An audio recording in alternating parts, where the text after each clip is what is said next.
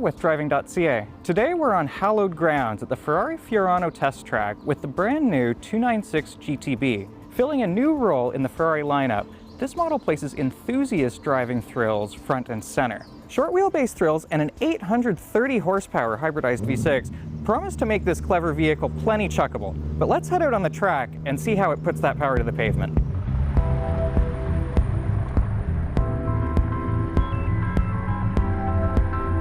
Purists will make a big, sweating, hyper-masculine fuss about how important it is to drive a vehicle that keeps you on the edge, that wants to kill you.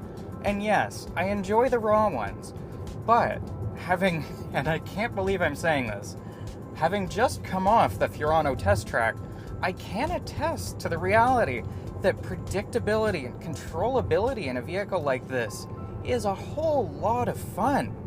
You can extract a ton out of a vehicle. I'm nothing particularly special behind the wheel, and having gone on some hot laps with the test driver after the fact, I can tell you that I wasn't coming close to extracting the full potential from this vehicle. But even driving it at relatively tame and cautious track speeds, this is still a lot of fun, where many other fast cars aren't.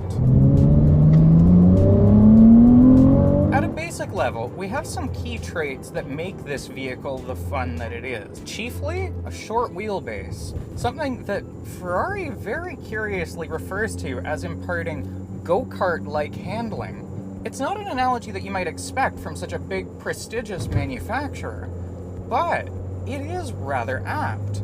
Turn-in is sharp, and the short wheelbase wants to spin around the corners. The first consideration here is the engine. It's a V6, something that Ferrari has never actually done under their own badge before. It's something that we look back on in vehicles like the 246 Dino that were Ferraris, but not Ferraris. Not only is it a smaller engine, it's a hybrid too. This isn't just a concession to the emissions era, however. Both of these design choices have significant benefits to the vehicle's overall performance. Hybridization adds a whole pile of power and torque to the drive, smoothing the curve before the turbos kick in. And when those turbos kick in,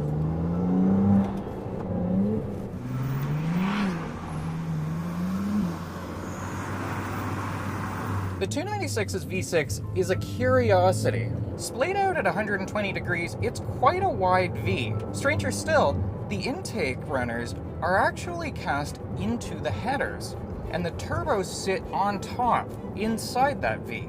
Atop this hot V setup, as they call it, the exhaust is routed straight over top and through the rear center. The turbos themselves are symmetrical and single scroll. There's one for each bank, rotating opposite directions, up to 180,000 RPM. By the time you get there, the engine itself is running 8,500 RPM. It's a steep red line, and it sounds incredible. Ferrari says that not only is this sound very deliberately engineered, it's a key part of the driver's experience in the 296.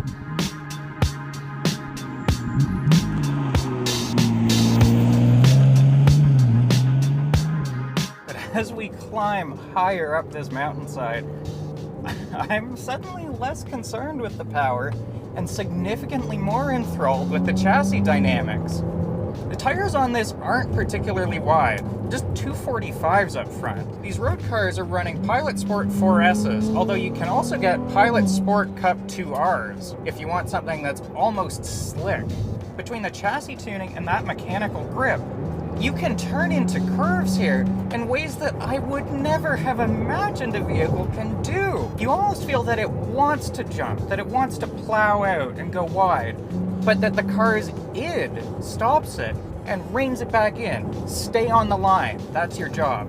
And when you get into those tight bends, the braking is enormous. Ferrari's played some cleverness with the ABS in this. Of course, there are some standard tricks, braking on the inside wheels to hold it in, but there's more going on here. There are sensors in the steering rack not only for speed or angle, but to measure the force being exerted on each wheel by the cornering. Come time to hit the brakes, you press on what is actually an electronic pedal. Especially for a classic car purist like me, it feels sinful, and yet I'm curiously unconcerned with it. Managing such power and with such high stakes, not only is it reassuring, keeping that confidence, which is crucial to actually getting anything out of a car, but it also brings a different sort of tactile pleasure and fun. Instead of getting my jollies from the vibrations through the wheel or the pulsing of a pedal, I'm having fun just with the force and the feeling of speed that all of this affords. If you get too caught up in it, forget your technical rules and continue braking into a corner, that's fine. That clever braking can keep you under control into an apex. More than just the raw power of straight line braking, if you stay on that pedal past turn-in, the second phase will get clever and keep you on track. Around the table, there's always a lot of discussion amongst journalists about what will be some of the last greats, and there's this anxiety about hybridization diluting the character of these cars. But I'm discovering that it simply magnifies other characteristics, more than just the exhilaration of going fast on track or pointing it into corners out here in these rolling hills. There's a high adrenaline peace that I'm feeling right now. The sky isn't falling, it's just evolving. For Driving.ca, I'm El Alder. Now, if you don't mind, I'm going to focus up on the road.